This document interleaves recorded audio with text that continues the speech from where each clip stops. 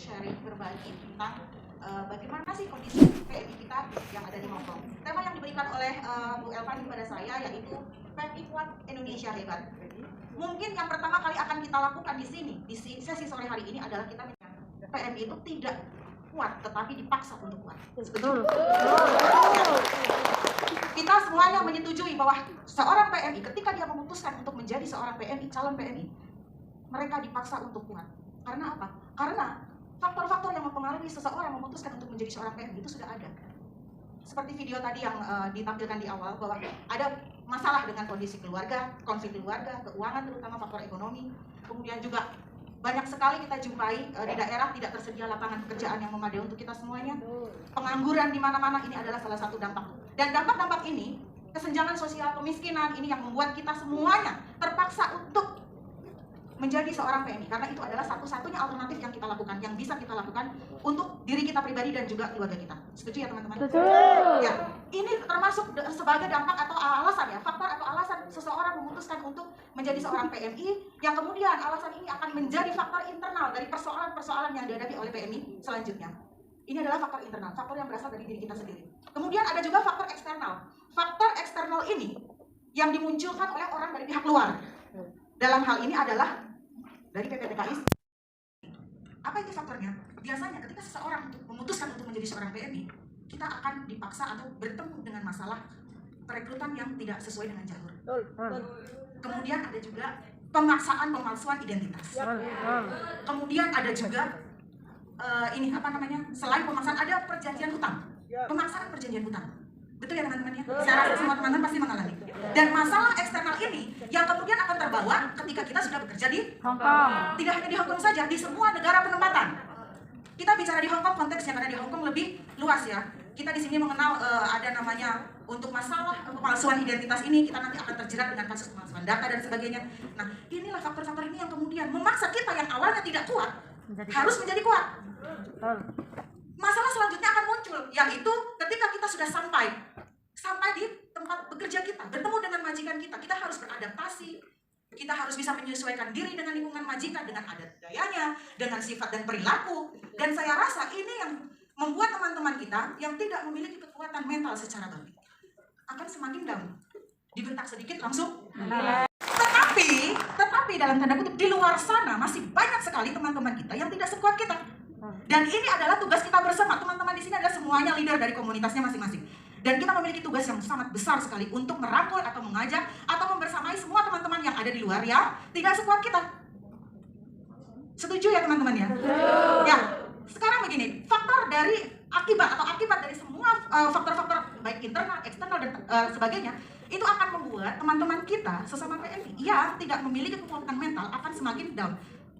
Mereka akan lebih suka menyendiri, ya dari sisi psikisnya ya, lebih suka menyendiri. Kemudian bekerjanya menjadi tidak fokus, sering melamun, tidak memiliki kepercayaan diri untuk berbicara atau speak up atau sekedar curhat ke teman-teman.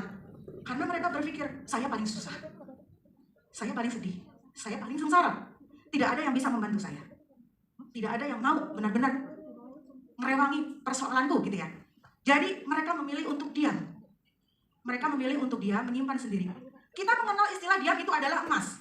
Tetapi di konteks kita sebagai seorang PMI, pemahaman seperti itu tidak bisa kita pakai. Ya, betul ya teman-teman, setuju ya? Ya, kita tidak bisa mengatakan bahwa persoalan itu akan selesai dengan diam. Ya, jadi yang perlu kita lakukan adalah, ayo kita sampaikan ke teman-teman di luar, bicaralah kalian, speak up. Saya nggak bisa, saya nggak ngerti kemana saya harus bicara, kemana saya harus mengadu, pada siapa saya mau cerita. Saya cerita sama dia nanti disampaikan ke orang lain. Saya cerita sama si dia nanti di-up di Facebook, ya kan? Nah, inilah kita mesti tahu kemana kita harus bicara. Yakinkan ke teman-teman kita yang bermasalah, kamu harus bicara. Dia tidak akan menyelesaikan masalah, tidak akan membuat kita selesai persoalannya, tidak akan menemukan solusi, dan juga akan semakin menambah persoalan-persoalan psikis yang lainnya. Jadi bicaralah, carilah teman yang benar-benar bisa dipercaya. Atau carilah komunitas, organisasi teman-teman PMI yang bisa untuk diajak berbicara dan mencari solusi. Persoalan yang sering sampai kepada saya adalah, teman-teman ini tidak tahu kemana harus pergi. Sementara di sini, di Hong Kong ini sebetulnya kita memiliki lebih banyak keunggulan atau keuntungan dibanding teman-teman PMI dari negara penempatan yang lain. Karena di Hongkong ini kita diberikan kebebasan ya untuk berorganisasi, berkumpul, berserikat. Kita diberikan kebebasan untuk itu. Selain itu di Hongkong juga banyak sekali organisasi-organisasi TKI, PMI atau juga NGO yang bisa membantu setiap persoalan yang kita hadapi. Dan jangan lupa, kita di sini memiliki orang tua. Ada KJRI. Nanti saya takut kalau ke KJRI nanti nggak bantuin saya, nggak berani ke saya. Nggak berani membantu saya, kemudian saya nggak berani ke sana, gitu ya. Nah, inilah pentingnya teman-teman di sini untuk bisa membantu teman-teman sebagai penyambung atau sebagai pencari jalan tengah ya. Mungkin kalau yang tidak memiliki keberanian itu bisa dibantu untuk diarahkan, didampingi. Nah, kemudian ketika kita sudah bisa sampai di sisi penguatan mental itu, yang sering teman-teman lupakan adalah tujuan awal kita pergi bekerja ke luar negeri. Saya sudah enak di sini, sudah nyaman. Akhirnya lupa, kebablasan, ya kan? Lupa tujuan awal kita pergi ke luar negeri untuk apa? Mencari masa depan. Mencari masa depan. Nah, kita posisi sekarang sudah ada di comfort zone, di zona nyaman. Masih ingatkah dengan itu? Masih. Ya. Pengen cepat keluar. Jadi, ketika mental kita sudah kuat, kita sudah bisa berorganisasi, kita sudah bisa berinteraksi dengan banyak orang, kita harus kembalikan ke diri kita sendiri. Ingat tujuan, buat roadmap, ya. Buat estimasi. Oh, saya harus pulang tahun ini. Oh, saya harus pulang tunggu setelah selesaikan target saya. Target saya apa? Nah, ini. Target setiap orang itu tidak sama. Jadi, jangan pernah teman-teman membandingkan diri teman-teman dengan orang lain. Oh, itu dia kerja cuma 2 tahun sudah bisa pulang tuh. Bisa bikin ini, bisa bikin itu. Nanti ujungnya seperti yang Ustadz Mumin bilang tadi ya. Iri, ya kan? Jadi jangan seperti itu, karena kita harus bisa pastikan, kita yakinkan bahwa target setiap orang itu tidak sama. Yang pastinya kita harus bisa bikin target untuk diri kita sendiri, buat roadmap, buat tujuannya, estimasi nih kapan saya pulang. Kemudian selesaikan target itu dan benar-benar kita laksanakan pulang. Terus ada pertanyaan lagi, nanti di Indonesia ngapain Mbak Judi? Ya kan? Buka usaha. Ngapain di Indonesia? Nggak ada kerjaan di Indonesia, makanya kan kita balik nih ke Hongkong. Kita kerja nih di luar negeri karena nggak ada pekerjaan di Indonesia. Ya kita jangan cari pekerjaan, kita buat pekerjaan. Buka usaha. Saya melihat Indonesia, mohon maaf nih Pak Benjen ya, Indonesia ini memang tidak sebaik Hongkong karena di Indonesia mengenal yang namanya diskriminasi pekerjaan.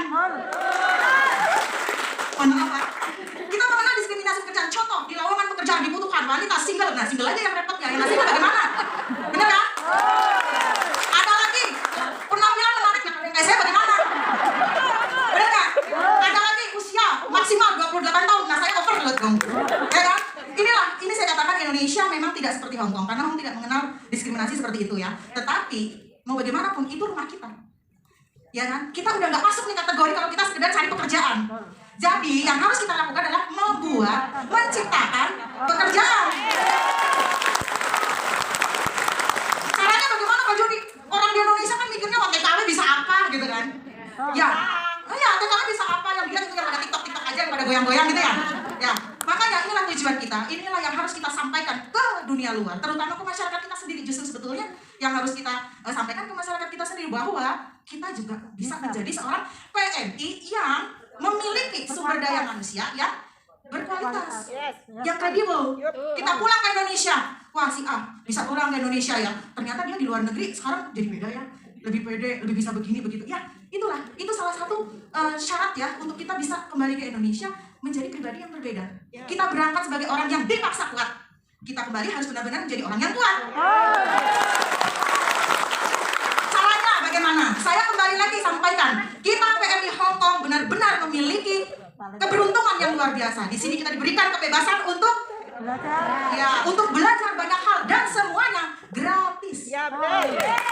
Teman-teman bisa untuk meningkatkan kreativitas, ya inovasi, kemudian SDM-nya bisa ditingkatkan, kualitas dirinya ditingkatkan sesuai dengan passion teman-teman sendiri. Di sini saya lihat ada beberapa komunitas ya dari kelompok belajar binaan mandiri sahabatku. Bisa tunjuk tangan? Ya. Itulah, teman-teman bisa belajar di sana gratis. Apa aja sih yang pelajari di sana? Itu banyak sekali, dari mulai peningkatan skill.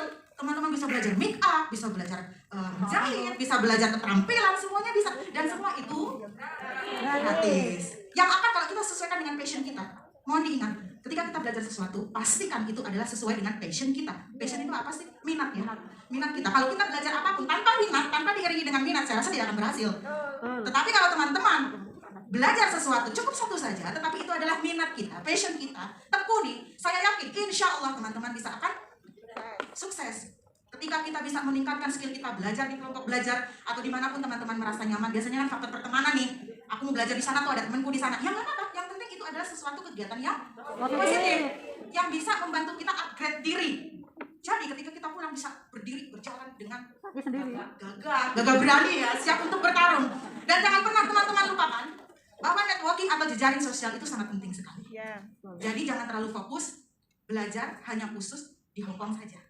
Tetapi ingat, kita juga memiliki rumah, memiliki keluarga yang akan kita bersama-sama yang menjadi alasan kita untuk pulang. Jadi kita harus bisa juga meningkatkan networking atau jejaring sosial, jaringan komunikasi yang baik dengan lingkungan kita. Mencoba untuk mulai dari sekarang, saya dari Cilacap, saya coba untuk lebih dekat dengan orang-orang di Cilacap. Saya cari, oh ada begitu banyak pengusaha, ada begitu banyak lapangan usaha yang bisa kita masuki ya. Ya itulah, sebagai persiapan. Karena gini teman-teman, membuat usaha itu mudah. Yang sulit adalah mempertahankannya. Ya. Jadi kalau kita bicara PMI yang kuat, itu kuat secara akhlak. Tadi sudah disampaikan oleh Ustadz Muhyiddin. Kemudian kuat secara mental, Kuat secara keuangan. kuat secara finansial, betul.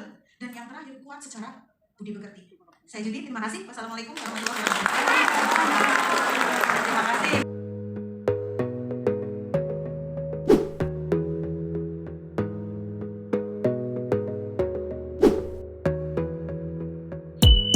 Gotta focus on yourself, on your faith, on your dreams, on your mind, on your health, yeah.